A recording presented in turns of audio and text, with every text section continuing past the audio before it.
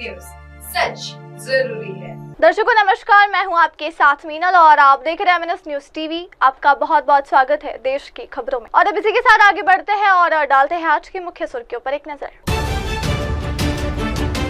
Israel ने कर दी मिसाइलों की बौछार, ईरान की न्यूक्लियर साइट को कितना पहुंचा नुकसान। केदारनाथ हेलीकॉप्टर क्रैश, केदारनाथ में हेलीकॉप्टर हुआ क्रैश, 7 लोगों की दर्दनाक मौत। बिजनौर में डायलिसिस के दौरान गई बिजली, जनरेटर में नहीं था तेल, जिला अस्पताल में मरीज की मौत पर बवाल।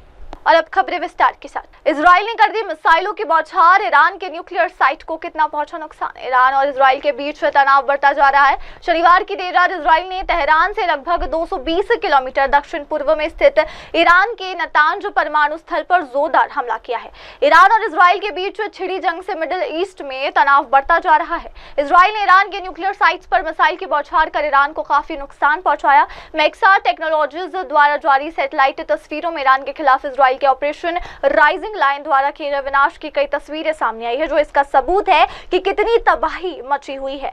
इजराइल की तरफ से कहा गया कि ईरान के परमाणु हथियारों के खतरे को कम करने के लिए और अपने अस्तित्व की रक्षा के लिए किया गया है एक लक्षित सैन्य अभियान है। इजराइल ने ईरान पर वैश्विक चेतावनियों की अवहेलना करते हुए परमाणु हथियार कार्यक्रम को आगे बढ़ाने का आरोप लगाया है, जिससे कई परमाणु बम बनाने में सक्षम समृद्ध यूरेनियम भंडार की ओर इशारा किया गया है। ईरान ने लंबे समय से जोर दिया कि उसका परमाणु कार्यक्रम केवल नागरिक उद्देश्यों के लिए ही है। हाल ही में जारी की गई हाई रेजोल्यूशन वाली सैटेलाइट तस्वीरों में ईरान की प्रमुख न्यूक्लियर साइट्स में नुकसान और उसके परिणाम स्वरूप होने वाले नुकसान की पहले और बाद की तस्वीरों में साफ देखा जा सकता है। ईरानी अधिकारियों से मिली जानकारी का हवाला देते हुए संयुक्त राष्ट्र की अंतर्राष्ट्रीय परमाणु ऊर्जा एजेंसी यानी कि IAEA के अनुसार इजराइल के ऑपरेशन में नतांज और फोर्डो में ईरान के भूमिगत यूरेनियम संवर्धन स्थलों और इस्फहान में हुए यूरेनियम स्थल पर हमले शामिल थे।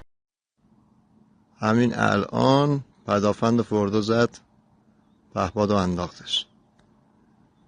और अब अगली खबर। केदारनाथ में हेलीकॉप्टर हुआ क्रैश, 7 लोगों की दर्दनाक मौत। केदारनाथ के गौरीकुंड के जंगलों में लापता हुआ हेलीकॉप्टर क्रैश हो गया है। दुर्घटना में 7 लोगों की मौत हो गई है। रेस्क्यू टीम मौके पर पहुंच चुकी है और केदारनाथ से तीर्थ यात्रियों को लेकर वापस गुप्तकाशी लौट रहा हेलीकॉप्टर गौरीकुंड के नजदीक धूरी खर्क के समीप क्रैश हो गया है। इसमें 7 लोगों की दर्दनाक मौत हुई। मृतकों में महाराष्ट्र के एक दंपति और उनका 23 महीने का बच्चा भी शामिल है। जिला आपदा प्रबंधन अधिकारी ने दुर्घटना की पुष्टि की। घटना कल सुबह 5 बजे के करीब बताई जा रही है। हेलीकॉप्टर आर्यन हेली एविएशन का बताया जा रहा है। इस हेलीकॉप्टर में पायलट समेत 7 लोग सवार थे। गौरीकुंड के ऊपरी इलाके में घास काट रही नेपाली मूल की महिलाओं ने हेलीकॉप्टर क्रैश होने की सूचना दी। हेलीकॉप्टर नोडल अधिकारी राहुल चौबे और जिला आपदा प्रबंधन अधिकारी नंदन सिंह रजवार ने हेलीकॉप्टर के क्रैश होने की पुष्टि की है। हेलीकॉप्टर भी दिखाना, हेलीकॉप्टर क्रैश हुई।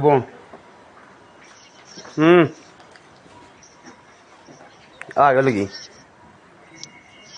बच यार, बोन पड़ी आवाज है, बोन पड़ी आवाज हेलीकॉप्टर अभी जैसे आग लगी उसमें। ये को वीडियो तो लेबर चिंगे ना घास होगा। ये उस साइड 84 की साइड है नहीं, तो वो ये 84 की साइड है ना, ऊपर वाली 84 सोनप्या के ऊपर। हाँ सोनप्याग से ऊपर है ना ये।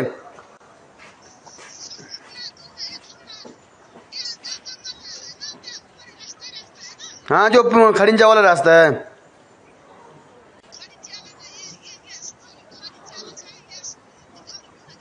हाँ टुकड़े पड़े थे उसके। इसमें और पास जाकर कुछ दिखाई दे रहा, उसके पास जाकर कुछ दिखाई दे रहा। अरे हेलीकॉप्टर के पास जाकर कुछ दिखाई दे रहा, मैंने कहा।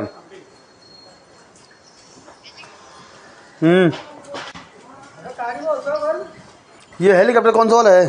छोटी सर ठीक ठाक स्वास्थ्य प्राण तुम्हारा बोन और हेलीकॉप्टर पड़ी यार। तो हेलीकॉप्टर पड़ी होगी तुम्हारा बोन अभी 2025। और अब अगली खबर। बिजनौर में डायलिसिस के दौरान गई बिजली, जनरेटर में नहीं था तेल, जिला अस्पताल में मरीज की मौत पर उठा बवाल।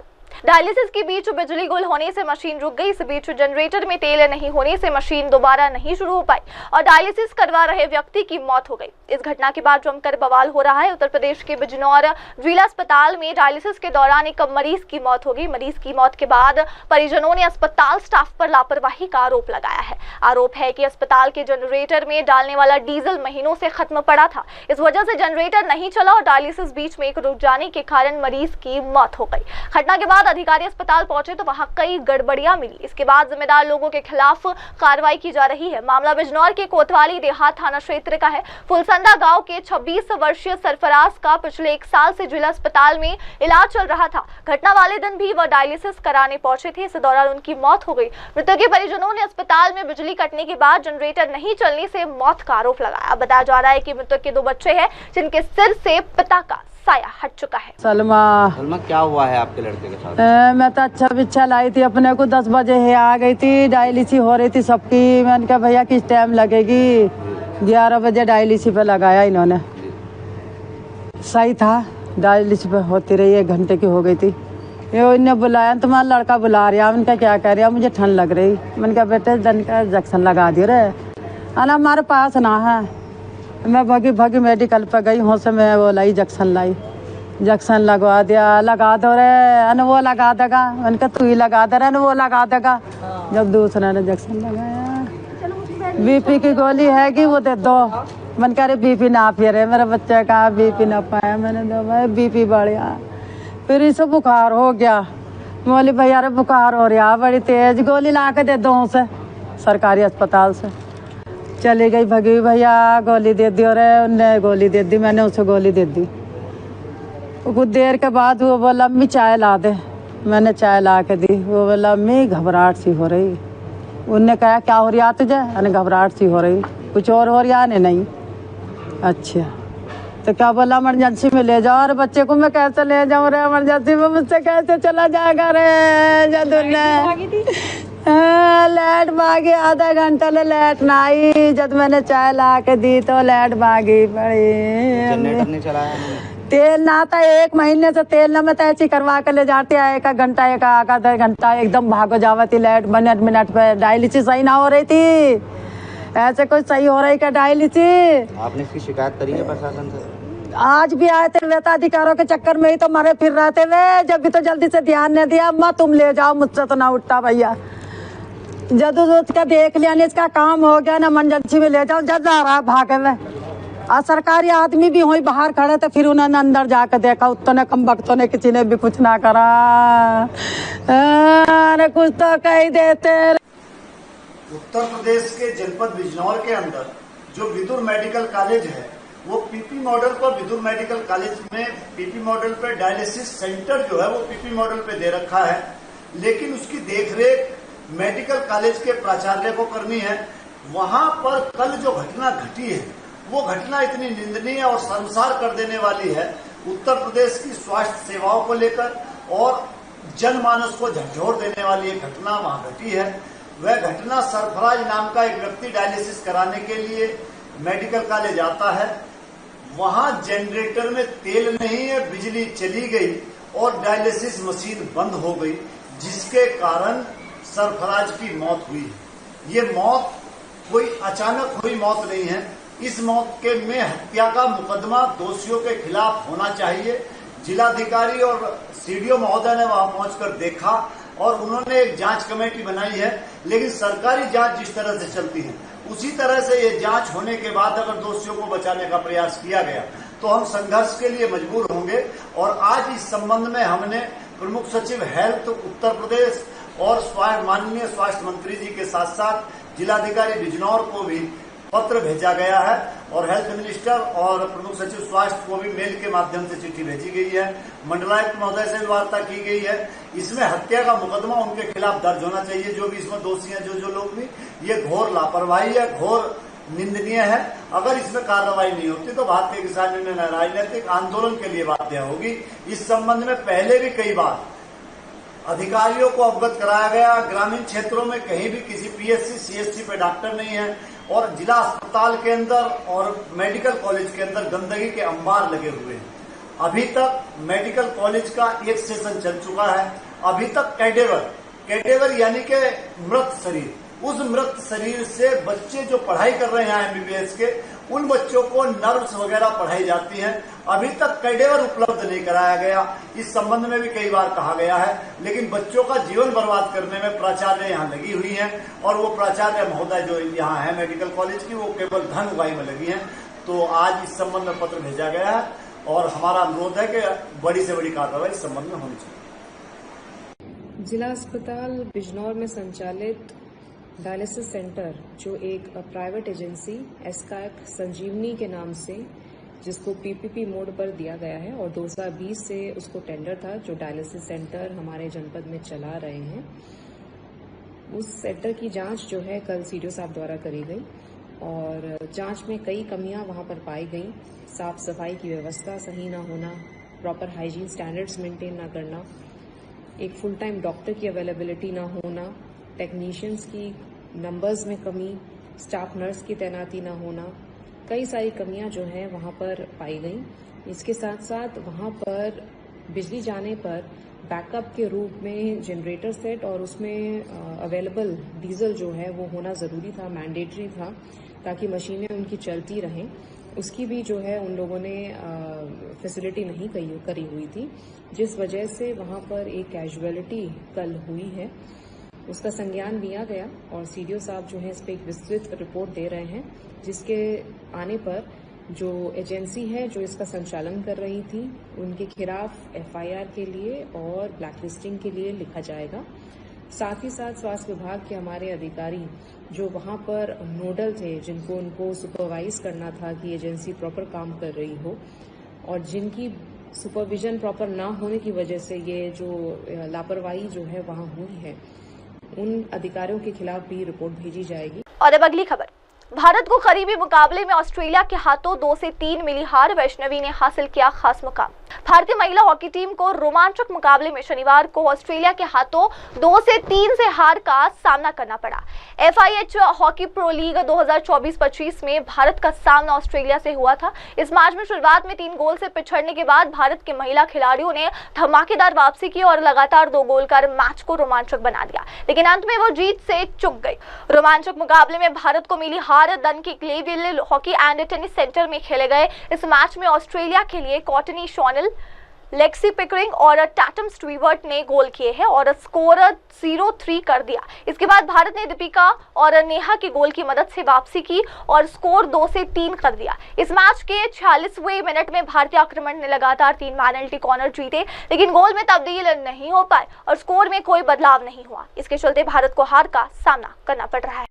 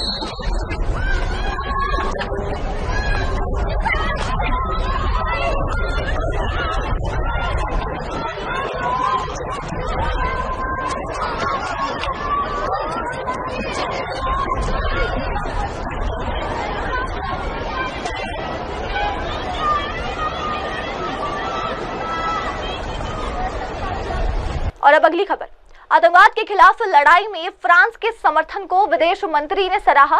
कई अहम मुद्दों पर हुई बात। भारतीय विदेश मंत्री डॉक्टर एस जयशंकर ने फ्रांस दौरे पर फ्रांस के राष्ट्रपति से मुलाकात की और आतंकवाद के खिलाफ भारत की लड़ाई में फ्रांस के समर्थन के लिए धन्यवाद दिया। विदेश मंत्रालय ने बयान जारी कर इसकी जानकारी दी। अपने दौरे पर विदेश मंत्री ने भारत और फ्रांस की रणनीतिक साझेदारी की पुष्टि भी की। विदेश मंत्री 11-14 जून तक फ्रांस दौरे पर रहे। विदेश मंत्री ने फ्रांस के राष्ट्रपति इमैनुअल मैक्रोन से मुलाकात की। इस मुलाकात में विदेश मंत्री ने प्रधानमंत्री मोदी का संदेश राष्ट्रपति मैक्रोन को दिया, जिसमें आतंकवाद के खिलाफ लड़ाई में फ्रांस के समर्थन के लिए धन्यवाद दिया गया था।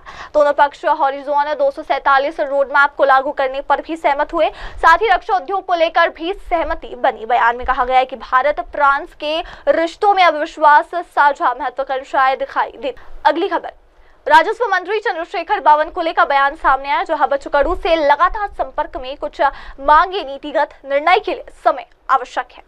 बच्चू कडू के आंदोलन को लेकर महाराष्ट्र सरकार सक्रिय है और खुद राजस्व मंत्री चंद्रशेखर बावनकुले और बयान जारी कर बताया कि पिछले 5 दिनों से प्रशासनिक अधिकारियों के माध्यम से बच्चू कडू से संपर्क बना हुआ है। उन्होंने कहा कि बच्चू कडू की मांगों को लेकर संबंधित विभागों के मंत्री और प्रधान सचिवों के साथ चर्चा की गई। आज मैं स्वयं बच्चू कडू से मुलाकात करूंगा। प्रशासन की ओर से उन्हें ATR यानी कि एक्शन टेकन रिपोर्ट भी सौंपा गया है। मंत्री बावनकुले ने यह भी स्पष्ट किया कि बच्चू कडू की कुछ मांगे नीतिगत स्तर की है, जिन पर निर्णय लेने के लिए मंत्रिमंडल के साथ चर्चा जरूरी है। इसके लिए बजट में आर्थिक प्रावधान भी करना होगा। बच्चू कडू से उपोषण वापस लेने की अपील बावनकुले ने देश में हाल ही में हुई अहमदाबाद विमान दुर्घटना का जिक्र करते हुए कहा। देश जिस दुखद समय से गुजर रहा है, ऐसे में बच्चू कडू को पोषण वापस लेना चाहिए। मुझे विश्वास है कि वे हमारी बात सुनेंगे और संवेदनशीलता के साथ निर्णय लेंगे। सोडवण्यासाठी जे आहे सरकारकडून प्रयत्न सुरू झाले, काय सांगाल, काय भूमिका असणार आहे, कुठल्या मागण्या मान्य केल्या जातील?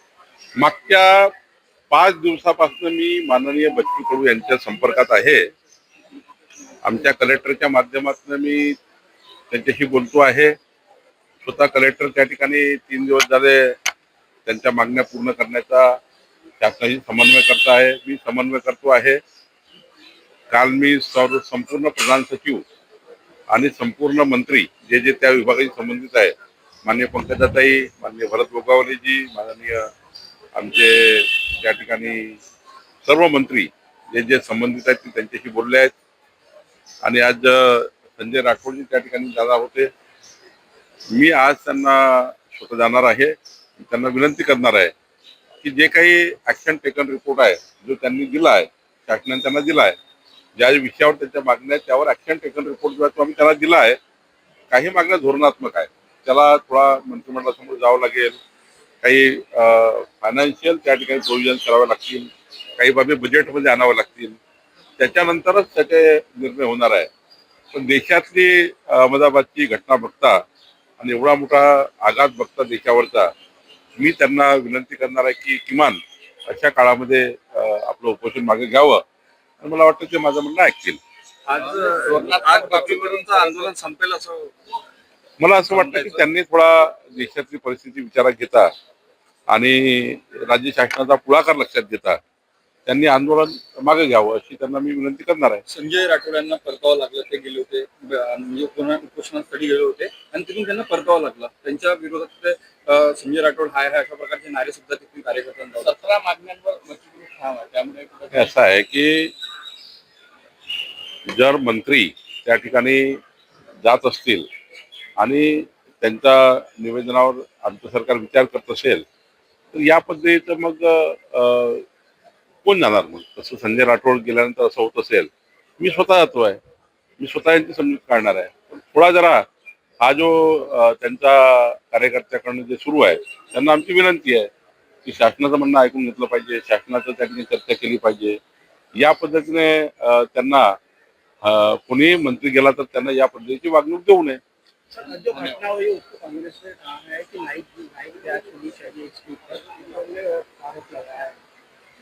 केंद्र सरकार पूरी तरह से वहां पर कुल अपना जितना भी योगदान है, जो भी सरकार की जवाबदारी है वो पूरी कर रही है। माननीय अमित भाई खुद वहां गए हैं, प्रधानमंत्री जी गए हैं, हमारे सारे सरकार के जितना भी जो करना चाहिए सरकार ने सारा किया है। मुझे लगता है कि ये समय टीका टिप्पणियों का नहीं है। ये समय जब पूरी इंक्वायरी होगी तब बात करने का समय है। ये समय तो बहुत दुख वाला समय है। ये समय में अपोजिशन ने इस समय पर सरकार को कोसने के बजाय इस दुख में जो परिवार है उस परिवारों को कैसा हम संभाले, इसके लिए बातें होनी चाहिए, इसके लिए काम होना चाहिए। शरद पवार राष्ट्रवादी गटाला पत्र लिखा है, जो आदिवासी इलेक्शन जो हुआ था विधानसभा में, जिस तरह से निकाले हुए नहीं, मैं आज इसमें बात नहीं करूँगा। धन्यवाद। और अब अगली खबर, वाशी में वरिष्ठ नागरिक से 4 करोड़ 76 लाख रुपए की ठगी, पुलिस ने आरोपी को किया गिरफ्तार। वाशी इलाके में एक वरिष्ठ नागरिक से 4 करोड़ 37 लाख रुपए की ठगी का सनसनीखेज मामला सामने आया है। ठगी की इस वारदात में पुलिस को त्वरित कार्रवाई करते हुए एक आरोपी को गिरफ्तार कर लिया। प्राप्त जानकारी के अनुसार आरोपी ने निवेश के नाम पर झूठे दस्तावेज और फर्जी वादों के जरिए पीड़ित वरिष्ठ नागरिक को भरोसे में लेकर भारी रकम हड़प ली। जैसे ही पीड़ित को ठगी का एहसास हुआ, जिन्होंने तत्काल पुलिस में शिकायत दर्ज करवाई। वाशी पुलिस ने मामले की गंभीरता को देखते हुए तेजी से जांच शुरू की और तकनीकी साक्ष्यों के आधार पर आरोपी को गिरफ्तार कर लिया है। पुलिस ने बताया कि आरोपी से पूछताछ जारी है और संभावना है कि उसने और भी लोगों को ठगी का शिकार बनाया है। मामले की गहराई से जांच की जा रही है। वरिष्ठ नागरिकों को सावधानी बरतने और अज्ञात निवेश योजनाओं से दूर रहने की सलाह दी गई है। एक सीनियर सिटीजन आहेत, त्यांना व्हॉट्सअप आणि इतर सोशल मीडियाच्या माध्यमातून कॉन्टॅक्ट करून त्यांना शेअर मार्केटमध्ये इन्व्हेस्टमेंट करण्यासाठी सांगण्यात आलं आणि सुरुवातीला त्यांना एक ॲप डाउनलोड करण्यात आलं आणि वेगवेगळ्या बँक अकाउंट्समध्ये त्यांनी पैशाची इन्व्हेस्टमेंट करण्यासाठी त्यांना सांगण्यात आलं। ज्यावेळेला त्यांनी त्याच्यामध्ये इन्व्हेस्टमेंट करायला सुरुवात केली त्यावेळेला सुरुवातीच्या टप्प्यामध्येच त्यांना खूप मोठ्या प्रमाणामध्ये त्यामध्ये प्रॉफिट दिसायला लागले। प्रॉफिट दिसल्यामुळे त्यांनी त्यांच्यामध्ये इन्व्हेस्टमेंट वाढवत गेले आणि त्यानंतर सुरुवातीच्या वेळेला त्यांनी विड्रॉलचा प्रयत्न केला। विड्रॉल करून पण त्यांना थोडीफार रक्कम आली, त्यामुळे त्यांचा विश्वास वाढला आणि त्यामुळे त्यांनी त्याच्यामध्ये जास्त पैसे वाढवत गेले। शेवट असं झालं की त्यांनी जवळजवळ 4 कोटी 73 लाख रुपयाची इन्व्हेस्टमेंट केली आणि ज्यावेळेला त्यांनी पैसे काढण्यासाठी विनंती केली त्यावेळेला त्याच्यामध्ये जवळजवळ 8 ते 9 करोड रुपये त्यांना प्रॉफिट दिसत होता, परंतु त्यांना पैसे काढता येत नव्हते आणि त्यांनी त्यांच्याकडे विचारणा केली। हे सगळं चॅटिंग हे व्हॉट्सअपच्या माध्यमातून होत असतं, कुठेही कॉल वगैरे होत नाहीये। त्यामुळे त्यांनी त्यांच्याकडे विनंती केली की माझे पैसे मला काढायचे आहेत, परंतु त्यांच्याकडे अधिक पैशाची मागणी करण्यात आली। त्यावेळेला त्यांच्या लक्षात आलं की आपल्या बाबतीत सायबर फ्रॉड झालेला आहे, फसवणूक झालेली आहे। त्यांनी आमच्याकडे FIR दाखल केला। आम्ही त्याच्यामध्ये इन्व्हेस्टिगेशन सुरू केलं असता निदर्शनास आलं की या बँकेमधून जो पैसा पुढे गेलेला आहे तो आपल्या पनवेल भागातील एका बँक अकाउंटमध्ये गेलेला आहे। त्याच्यामध्ये जवळजवळ 62 लाख रुपये जमा झालेले होते आणि ते तात्काळ पुढे गेलेले। आम्ही त्याच्यामध्ये सर्व डिटेल्स मागवले आणि त्या बँक अकाउंट होल्डरला उचललं तर लक्षात आलं की त्याने महादेव कन्स्ट्रक्शन नावाच्या एका कंपनीच्या नावावरती ते बँक अकाउंट काढलेलं आहे आणि त्याच्यामधून त्याने तो पैसा बाहेर पुढे दिलेला आहे आणि त्याने सांगितलं की याच्यामध्ये त्याचा साथीदार पण आहे। तो वाशिम जिल्ह्यातून आम्ही त्याला अरेस्ट केलं। या दोघांनी मिळून एक याच्यामध्ये पाहिजे आरोपी आहे, त्याच्या माध्यमातून हे बँक अकाउंट पुढे देऊन भारतातील वेगवेगळ्या ठिकाणून हा पैसा विड्रॉ केलेला होता। अशा पद्धतीनं आम्ही याच्यामध्ये 2 आरोपींना अरेस्ट केले, त्यांना 5 दिवस पोलीस कोठडी आम्ही घेतलेली। वाशी जो एरिया आहे त्या भागातील आहेत आणि त्यांच्या बाबतीत ते साधारणतः सीनियर सिटीजन आहेत आणि ते चांगले शिक्षित आहेत।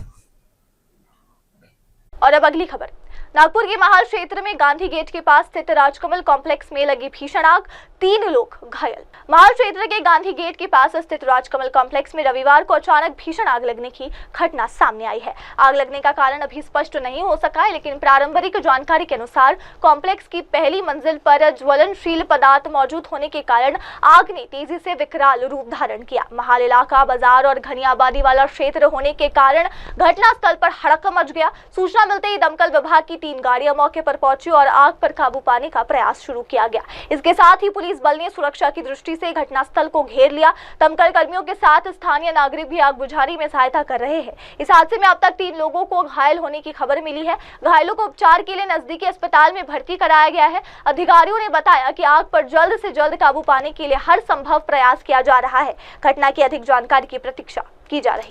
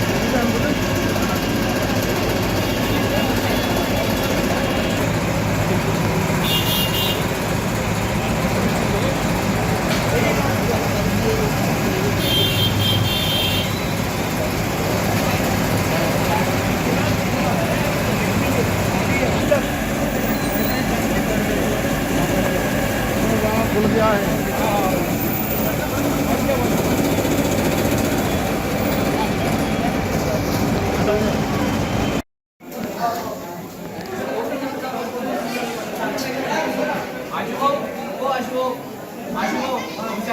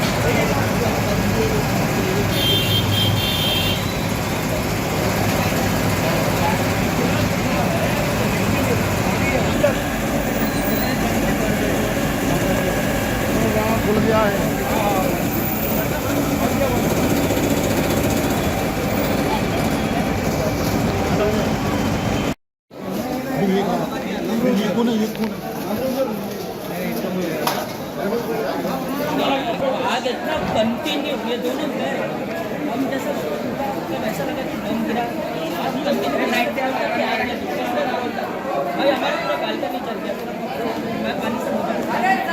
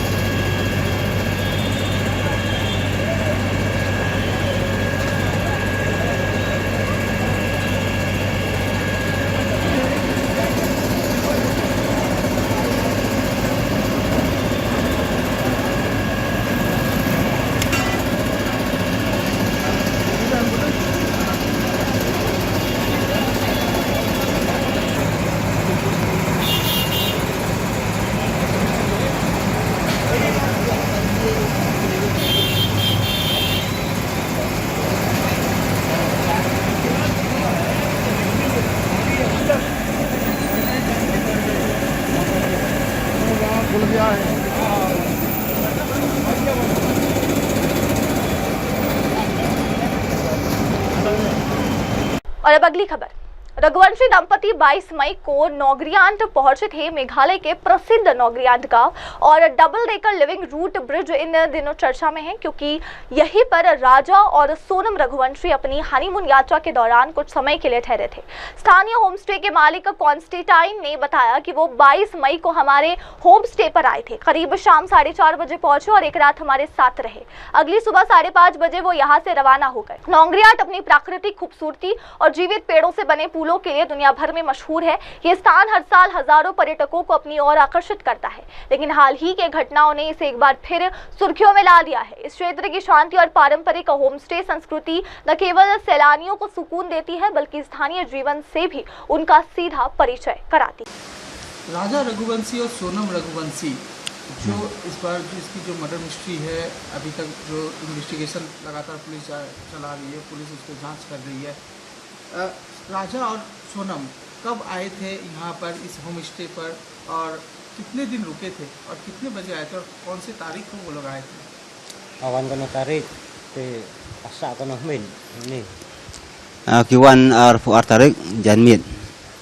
Kapur sausiteng san baji ta janmit. तो इन्होंने बोला ऐसा 22 तारीख आया था इधर में, शाम का टाइम में, ऐसा 4:30-5 बजे तक इधर में पहुंचा। उसके बाद इधर आया तो रूम मांगा, तो रूम दिखाया तो इन लोग रुक गया एक रात के लिए। कितने दिन वो लोग यहाँ पे रुके थे और कितने बजे उसके बाद कब वो लोग यहाँ से निकले? Kono asa kono min te mi kono baji mastem. Tangsi mit. One night na. Ami kono baji. Morning mistep ki mi san siteng ni. Pergi om ban lek sa parking bat sa sora. रात में एक रात रुका है इधर में, तो उसका बाद सुबह निकला इधर, जैसा 5:30 बजे इधर से निकला, तो इन लोग पार्किंग में चला गया। उसके बाद में इन लोग बोला चेरापूंजी में चला जाएगा। तो क्या लगेज वो लोग लेके आए थे या कैसे आए थे वो लोग, और कुछ बातचीत हुआ था आपसे? सिर्फ वो लोग आए या रुके या कहीं पे और गए थे, या कुछ कहीं पे घूमने भी गए थे? Kitla ya keren ya Sukano ya Dorka ini tai no. Bác Kiwan kila sim garum, segi la di kopi, to kila di kopi, ta kirung yang harum. Nang kila rung narum, kimi ki ai bisa yau kan berkabai rum, haka long haka moring kawais.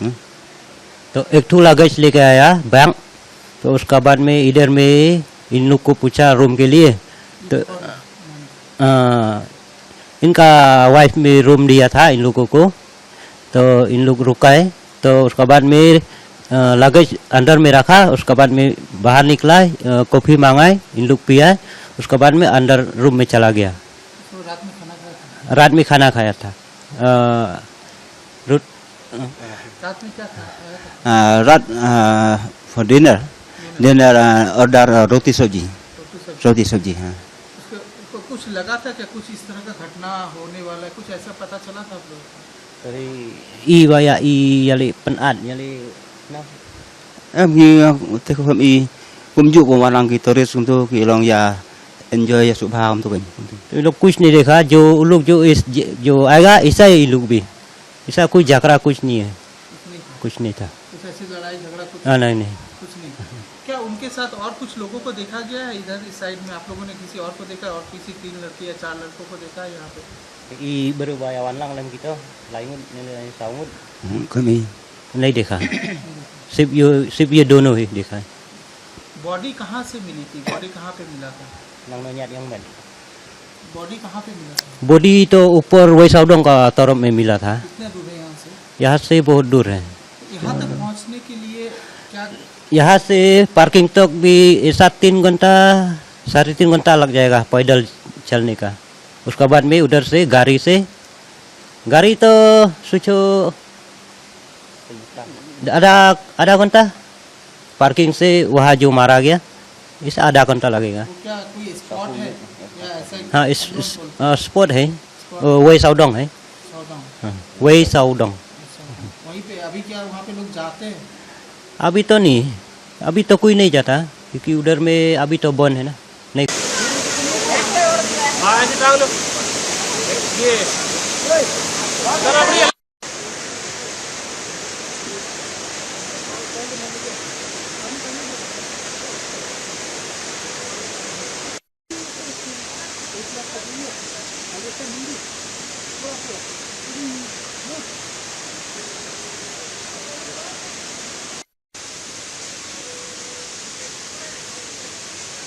यही तो दिक्कत है वो 3 number राजा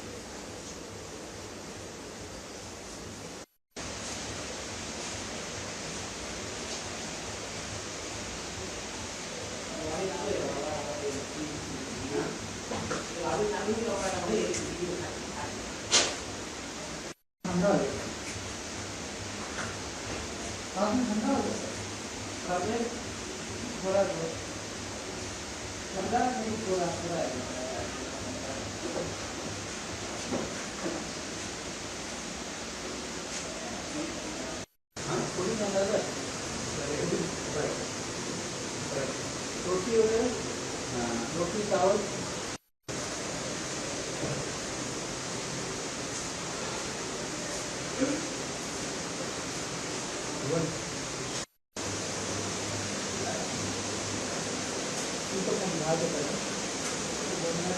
कितनी गाड़ी को आए थे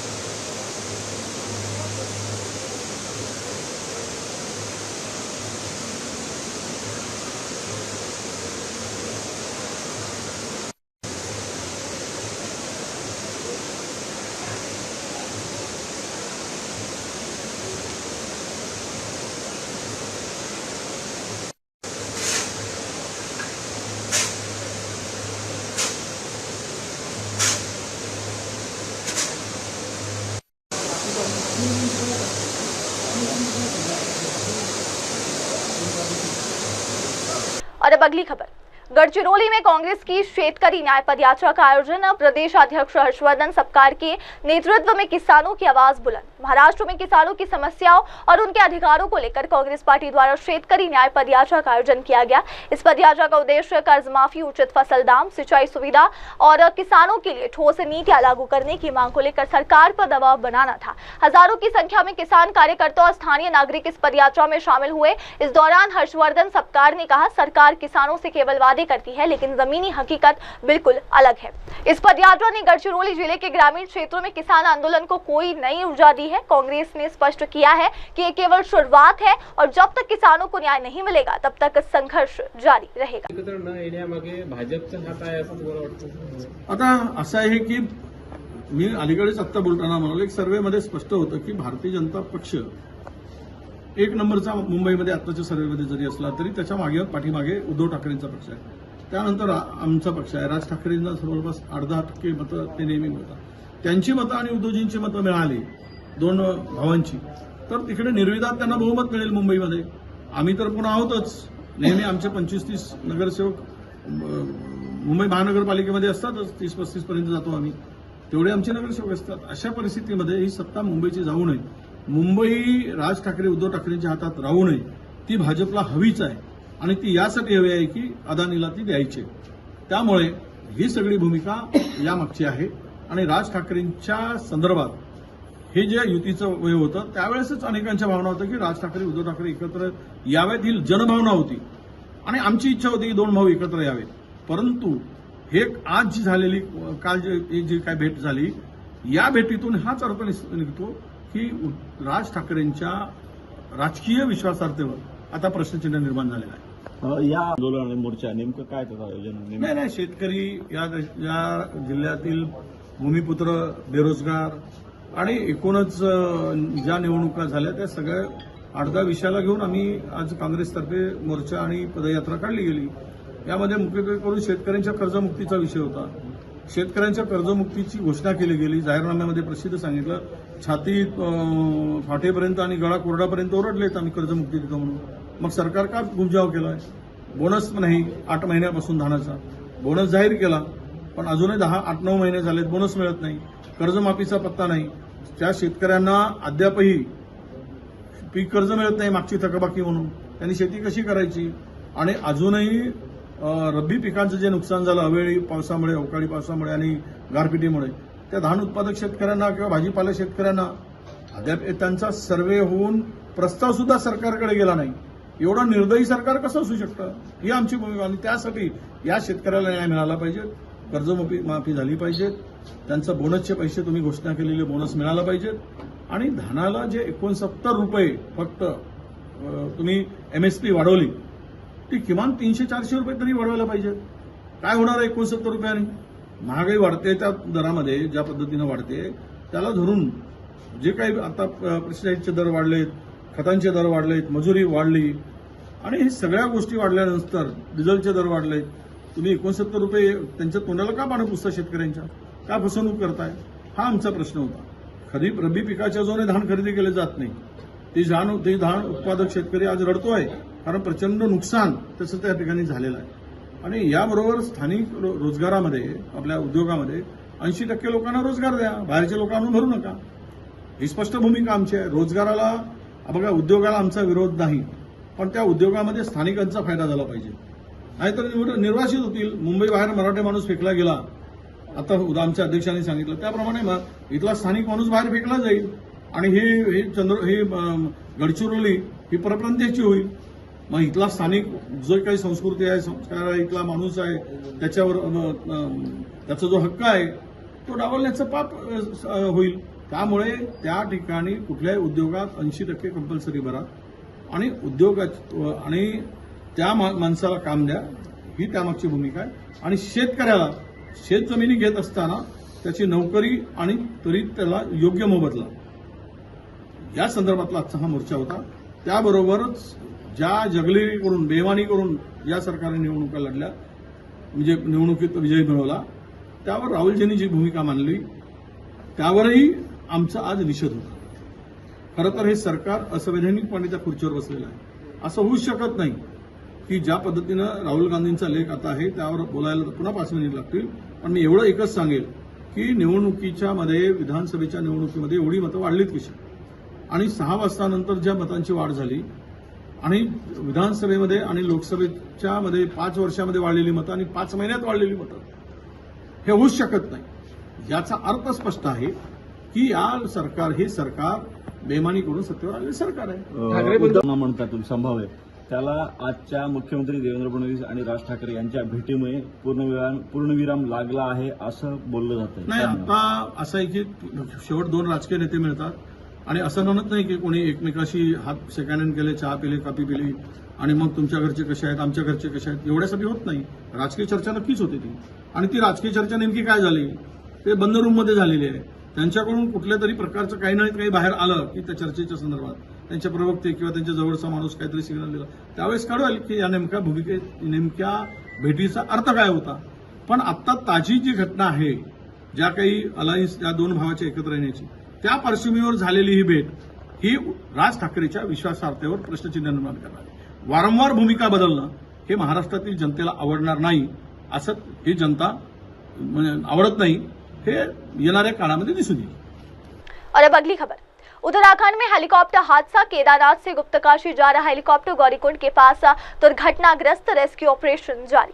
मंगलवार सुबह उत्तराखंड में एक बड़ा हादसा हुआ जब श्री केदारनाथ धाम से गुप्तकाशी की ओर जा रहा एक हेलीकॉप्टर गौरीकुंड के पास दुर्घटनाग्रस्त हो गया। इस हेलीकॉप्टर में कुल 7 लोग सवार थे, जिनमें 6 यात्री और एक पायलट शामिल थे। उत्तराखंड नागरिक उड्डयन विकास प्राधिकरण की सीईओ सोनिका ने जानकारी देते हुए बताया कि सुबह 5:30 बजे हमें सूचना मिली कि एक हेलीकॉप्टर जो केदारनाथ से गुप्तकाशी के लिए रवाना हुआ था वो ट्रैक पर नहीं, उसका कोई पता नहीं चल रहा। कुछ समय बाद ये जानकारी सामने आई कि हेलीकॉप्टर गौरीकुंड के पास दुर्घटनाग्रस्त हो गया। रेस्क्यू अभियान युद्ध स्तर पर जारी है। राज्य आपदा प्रतिक्रिया बल की टीमें मौके पर पहुंच चुकी है और राहत एवं बचाव कार्य से जुटी हुई है। हादसे के कारणों का अभी तक पता नहीं चल पाया है। एक दुखद घटना सामने आई है जो केदारनाथ जो हेली सेवा है वहाँ पर एक हेलीकॉप्टर क्रैश हुआ है, इस पर क्या अपडेट है? आज सुबह करीबन 5:30 बजे के करीब ये सूचना आई कि आर्यन एविएशन का हेलीकॉप्टर जो है जो केदारनाथ जी से चला था और काशी के लिए वो लोकेट नहीं हो रहा है। और उसके कुछ समय बाद पता चला है कि गौरीकुंड के पास कहीं एक क्रैश की सूचना आई है और अभी रेस्क्यू ऑपरेशंस चल ही रहे हैं और जो डिस्ट्रिक्ट की आपदा की टीम है वो भी वहां पे पहुंच गई है और अभी रेस्क्यू ऑपरेशंस चल रहे हैं। उसके बाद सारा कंफर्मेशन होगा कि उसमें कौन कौन लोग थे और आगे की जानकारी आएगी। लेकिन जो अभी मैनिफेस्ट के हिसाब से बताया जा रहा है उसमें 6+1 लोग थे, एक पायलट और 6 लोग थे। अगली खबर, रूस ने ईरान पर इजरायली हमले की निंदा, परमाणु मसले पर मध्यस्थता की बात पर दिया जोर। ईरान और इजरायल के बीच एक बार फिर तनाव बढ़ गया है। इजरायल के हमलों के बाद ईरान ने भी पलटवार किया है। देखते ही देखते ईरान ने सैकड़ों बैलिस्टिक मिसाइल इजरायल पर दागी है। दोनों देशों के बीच का यह तनाव एक भयावह संकट की ओर इशारा दे रहा है। हालांकि अब इस तनावपूर्ण स्थिति में रूस की भी प्रतिक्रिया सामने आई है। रूसी विदेश मंत्री सर्गेई लावरोव ने शनिवार को इजरायल की तरफ से ईरान पर किए गए हमलों की कड़ी निंदा की। साथ ही उन्होंने कहा कि रूस ईरान के परमाणु कार्यक्रम से जुड़ी समस्या को शांतिपूर्ण तरीके से सुलझाने और ईरान इजरायल तनाव को कम करने के लिए पूरी तरह तैयार है। अगली खबर, केरल में कई विकास परियोजनाओं का प्रियंका गांधी ने किया उद्घाटन। केरल के कलपेट्टा में वायनाड सांसद प्रियंका गांधी वाड्रा ने स्वास्थ्य सेवाओं को बेहतर बनाने के लिए मोबाइल डिस्पेंसरी वाहनों को, इस मौके पर उन्होंने कई विकास परियोजनाओं का उद्घाटन भी किया। प्रियंका गांधी ने कहा कि ऐसा प्रयास ग्रामीण और दुर्गम इलाकों में स्वास्थ्य सुविधाओं को पहुंचाने में मददगार होंगे। साथ ही उन्होंने स्थानीय जनता को कहा कि वे इन सुविधाओं का भरपूर उपयोग करें ताकि स्वास्थ्य सेवाएं अधिक प्रभावी बन सके। इस अवसर पर कई अन्य परियोजनाओं का भी शुभारंभ किया गया जो क्षेत्र के विकास में महत्वपूर्ण भूमिका निभाएंगे।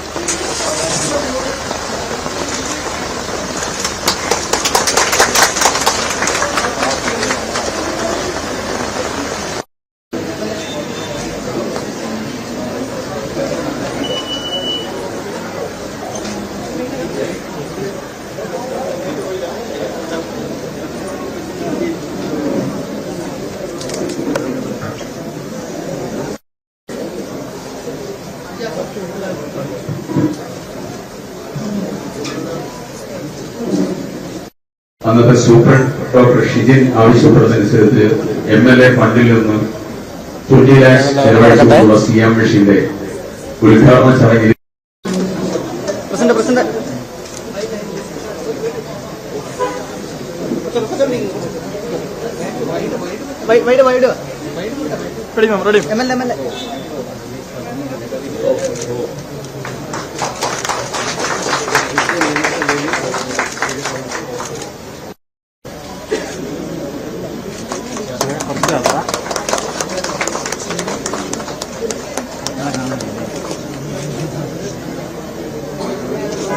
और अब अगली खबर, जगन्नाथ रथ यात्रा 2025 की तैयारियां जोरों पर है। 27 जून से होगी शुरुआत, 5 जुलाई को होगी बहुधा यात्रा। ओडिशा के पुरी क्षेत्र में विश्वविख्यात जगन्नाथ रथ यात्रा 2025 की तैयारियां जोरों शोरों से शुरू हो चुकी है। यह भव्य धार्मिक उत्सव 27 जून से प्रारंभ होगा, जबकि बहुधा यात्रा यानी वापसी यात्रा 5 जुलाई को मनाई जाएगी। इस ऐतिहासिक उत्सव के दौरान भगवान जगन्नाथ, उनके बड़े भाई बलभद्र और बहन सुभद्रा को विशाल लकड़ी के रथों में बैठाकर लाखों श्रद्धालुओं की मौजूदगी में गुडिंचा बंदरी तक ले जाया करते हैं। तीनों देवता एक सप्ताह तक वहां निवास करते हैं और फिर रथों द्वारा पुनः श्री मंदिर लौटते हैं। पूरी प्रशासन, सेवायत, कारीगर और स्वयं सेवक मिलकर इस महायात्रा की तैयारियों में जुटे हुए हैं। सुरक्षा व्यवस्था से लेकर रथ निर्माण, सड़कों की मरम्मत, जल व स्वास्थ्य सेवाओं की व्यवस्था तेजी से की जा रही है। हर वर्ष लाखों श्रद्धालु देश विदेश से इस यात्रा में भाग लेने के लिए पुरी पहुंचते हैं। ये पर्व न केवल धार्मिक बल्कि सांस्कृतिक और आध्यात्मिक दृष्टि से भी अत्यंत महत्वपूर्ण माना जाता है।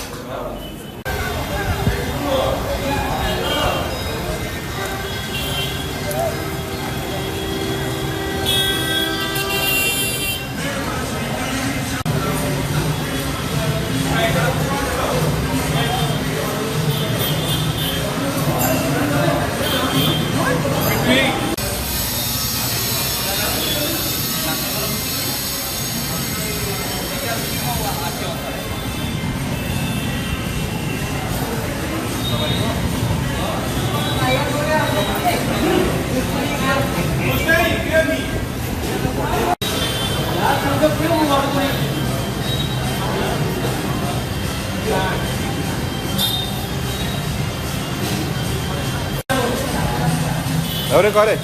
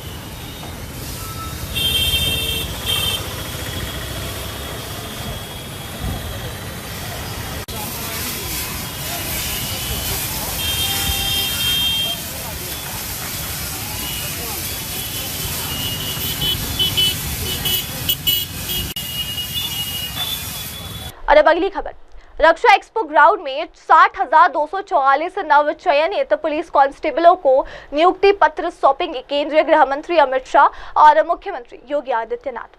उत्तर प्रदेश की राजधानी लखनऊ में एक भव्य समारोह के तहत 60,244 नवचयनित पुलिस कांस्टेबलों को नियुक्ति पत्र सौंपे जाएंगे। यह आयोजन रक्षा एक्सपो ग्राउंड में आयोजित किया जा रहा है, जिसमें केंद्रीय गृह मंत्री अमित शाह और उत्तर प्रदेश के मुख्यमंत्री योगी आदित्यनाथ मुख्य अतिथि के रूप में उपस्थित रहेंगे। ये नियुक्ति प्रक्रिया प्रदेश सरकार की कानून व्यवस्था को मजबूत करने और युवाओं को रोजगार देने की दिशा में एक बड़ा कदम मानी जा रही है। यूपी पुलिस बल में यह अब तक की सबसे बड़ी एकमुश्त भर्ती में से एक है।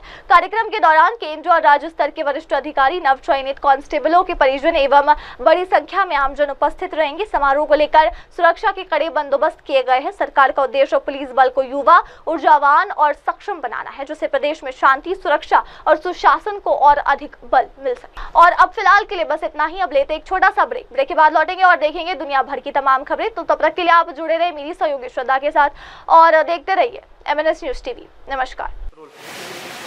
हाय हेलो नमस्कार, मैं हूं पंकज विष्णु और आप देख रहे हैं MNS न्यूज। आप देख रहे हैं MNS न्यूज, सच जरूर।